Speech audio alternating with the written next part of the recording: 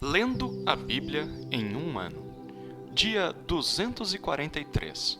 Primeira leitura. Jó, capítulo 37, versículo 1, ao capítulo 39, versículo 30. Diante disto, o meu coração treme e salta do seu lugar. Ouçam atentamente o trovão de Deus, o estrondo que sai da sua boca. Ele o solta por baixo de todos os céus, e o seu relâmpago chega até os confins da terra. Depois deste, ruge a sua voz, troveja com o estrondo da sua majestade, e ele já não retém o relâmpago quando se ouve a sua voz. Com a sua voz, Deus troveja maravilhosamente. Ele faz grandes coisas que nós não compreendemos. Porque ele diz à neve: caia sobre a terra, e à chuva e ao aguaceiro sejam fortes. Assim, ele torna inativas as mãos de todos, para que reconheçam as obras dele. Os animais entram nos seus esconderijos e ficam nas suas cavernas. De suas recâmaras sai a tempestade, e os ventos fortes trazem o frio. Pelo sopro de Deus se dá a geada, e uma grande extensão de água congela. Carrega de umidade as densas nuvens, e do meio delas irradia o seu relâmpago. Então as nuvens, segundo o rumo que ele dá, se espalham para uma e outra direção, para fazerem tudo o que lhes ordena sobre a superfície da terra. E tudo isso ele faz vir para a disciplina, se convém à terra, ou para exercer a sua misericórdia. Dê ouvidos a isto, Jó. Pare e pense nas maravilhas de Deus. Será que você sabe como Deus comanda as nuvens e como faz resplandecer o relâmpago da sua nuvem? Será que você sabe algo sobre o equilíbrio das nuvens e sobre as maravilhas daquele que é perfeito em conhecimento? Você, cujas roupas ficam aquecidas quando há forte calor por causa do vento sul, será que você pode ajudar Deus a estender o firmamento que é sólido como espelho de metal fundido? Ensine-nos o que devemos dizer a Ele, porque nós, envoltos em trevas, não podemos expor a nossa causa diante dele. Será que alguém deveria contar a Deus que eu quero falar com ele? Se alguém fizesse isso, seria devorado. Eis que ninguém pode olhar para o sol que brilha no céu, uma vez passado o vento que o deixa limpo. Do norte vem o áureo esplendor, pois Deus está cercado de tremenda majestade. Quanto ao Todo-Poderoso, não podemos compreender. Ele é grande em poder, porém não perverte o juízo e a plenitude da justiça. Por isso, as pessoas o temem. Ele não olha para os que se julgam sábios.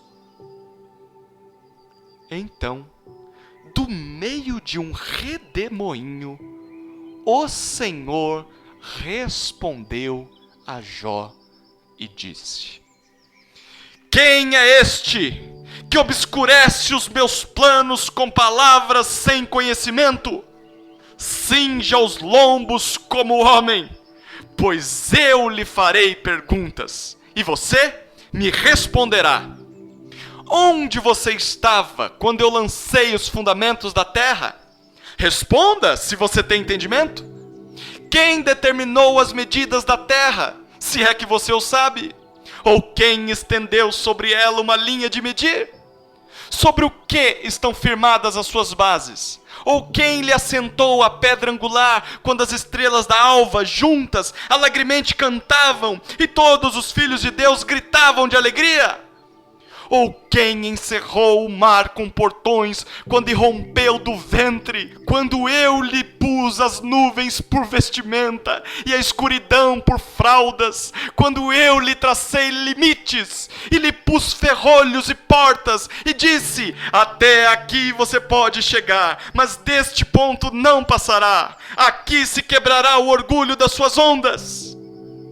Alguma vez na vida você deu ordens à madrugada, Ou mostrou ao amanhecer o seu lugar, para que agarrasse a terra pelas extremidades e dela sacudisse os perversos?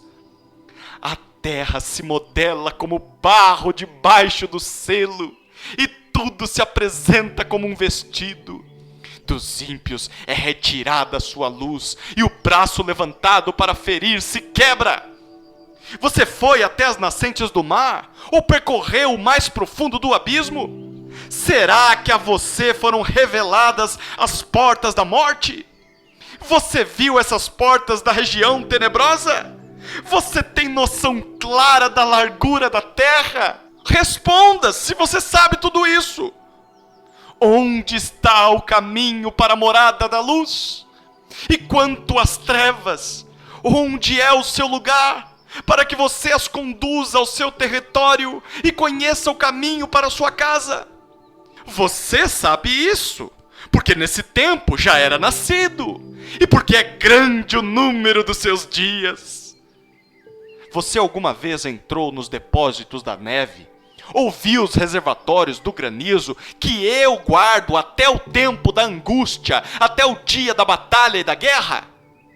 Qual é o caminho para o lugar onde se difunde a luz e onde o vento leste se espalha sobre a terra? Quem abriu canais para o aguaceiro, ou caminho para os relâmpagos e trovões, para fazer chover sobre a terra onde não há ninguém, e nos lugares desertos onde ninguém mora, para dessedentar a terra deserta e assolada, e para fazer crescer os renovos da erva? Por acaso a chuva tem pai? Ou quem gera as gotas de orvalho? De que ventre procede o gelo? E quem dá a luz à geada do céu? As águas ficam duras como a pedra, e a superfície das profundezas se torna compacta. Será que você pode atar as correntes do sete estrelo, ou soltar as cordas do Órion? Você pode fazer aparecer as constelações a seu tempo, ou guiar a ursa maior com os seus filhos? Você conhece as leis que governam os céus e pode estabelecer a sua influência sobre a terra? Você é capaz de levantar a sua voz até as nuvens para que a abundância das águas cubra você? Você pode dar ordens aos relâmpagos para que saiam e lhe digam as suas ordens? Quem pôs a sabedoria no coração ou deu entendimento à mente? Quem pode numerar com sabedoria as nuvens? Ou os cântaros do céu, quem os pode despejar? Para que o pó se transforme em massa sólida e os torrões se apeguem uns aos outros? Será que é você que caça a presa para a leoa, ou mata a fome dos leõezinhos quando se agacham nos covis e ficam à espreita nas suas covas? Quem prepara o alimento para o corvo, quando seus filhotes clamam a Deus e andam vagueando por não terem o que comer? Você sabe o tempo em que as cabras monteses têm os filhos? Ou cuidou das corças quando dão suas crias? Pode contar os meses que cumprem? Ou sabe o tempo do seu parto? Elas se encurvam para terem seus filhos e lançam de si as suas dores. Seus filhos se tornam robustos, crescem no campo aberto, saem e nunca mais voltam para elas. Quem pôs em liberdade o jumento selvagem? Quem soltou as suas cordas? Eu lhe dei o deserto por casa e a terra salgada por morada. Ele se ri do tumulto da cidade, não ouve os gritos do guia. Os montes são o lugar do seu pasto, e anda à procura de tudo que está verde. Será que o boi selvagem aceitará trabalhar para você? Será que ele passará a noite junto da sua manjedoura? Por acaso você consegue prendê-lo ao arado com cordas? Ou irá ele atrás de você para desfazer os torrões nos campos do vale? Você vai confiar nele por causa da grande força que ele tem? Ou deixará o seu trabalho por conta dele? Você acredita que ele trará para casa o que você semeou e o recolherá na sua eira? A avestruz bate alegre as asas, como se tivesse asas e plumagem de cegonha. Ela põe os seus ovos no chão e deixa que sejam chocados na areia. E se esquece de que algum pé pode os esmagar ou que os animais do campo podem pisá-los. Trata com dureza os seus filhos como se não fossem seus. Embora seja em vão o seu trabalho, ela está tranquila, porque Deus lhe negou a sabedoria e não lhe deu entendimento. Mas quando de um salto se levanta para correr, ri do cavalo e do cavaleiro. Por acaso foi você quem deu força ao cavalo? Ou revestiu o seu pescoço de crinas? É você quem o faz pular como gafanhoto? Terrível é o fogoso respirar das suas ventas. Escarva no vale, satisfeito com a sua força, e sai ao encontro dos inimigos. Zomba do medo e não se espanta, não recua por causa da espada. Sobre ele balança a aljava, cintila a lança e o dardo. Com ímpeto e fúria vai engolindo as distâncias e não se contém ao som do clarim. A cada toque do clarim ele diz: avante! Cheira de longe a batalha, o grito dos comandantes e o alarido de guerra. Será que é pela inteligência que você tem que o falcão voa, estendendo as suas asas para o sul? Ou é por uma ordem sua que a águia sobe e faz o seu ninho lá no alto? Ela mora no penhasco, onde faz a sua morada, no alto do penhasco, em lugar seguro. Dali descobre a presa, seus olhos a avistam de longe. Seus filhotes chupam sangue, onde há mortos, ali ela está. Segunda leitura, segunda aos Coríntios, capítulo 4, versículo 13, ao capítulo 5, versículo 10. Tendo, porém, o mesmo espírito de fé, como está escrito, eu criei, por isso falei, também nós cremos, e por isso também falamos, sabendo que aquele que ressuscitou o Senhor Jesus, também nos ressuscitará com Jesus, e nos apresentará juntamente com vocês, porque tudo isso é para o bem de vocês, para que a graça, multiplicando-se, torne abundantes as ações de graças por meio de muitos, para a glória de Deus. Por isso, não desanimamos. Pelo contrário, mesmo que o nosso ser exterior se desgaste, o nosso ser interior se renova dia a dia. Porque a nossa leve e momentânea tribulação produz para nós um eterno peso de glória, acima de toda comparação, na medida em que não olhamos para as coisas que se veem, mas para as que não se veem. Porque as coisas que se veem são temporais, mas as que não se veem são eternas.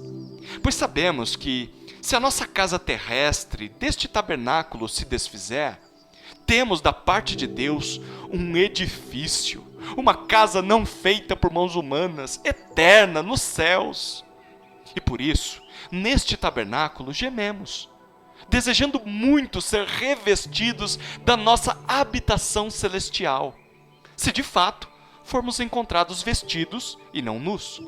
Pois nós, os que estamos neste tabernáculo, gememos angustiados, não por querermos ser despidos, mas revestidos, para que o mortal seja absorvido pela vida. Ora, foi o próprio Deus quem nos preparou para isto, dando-nos o penhor do Espírito. Por isso, temos sempre confiança e sabemos que, enquanto no corpo, estamos ausentes do Senhor, porque andamos por fé e não pelo que vemos. Sim, temos tal confiança e preferimos deixar o corpo e habitar com o Senhor.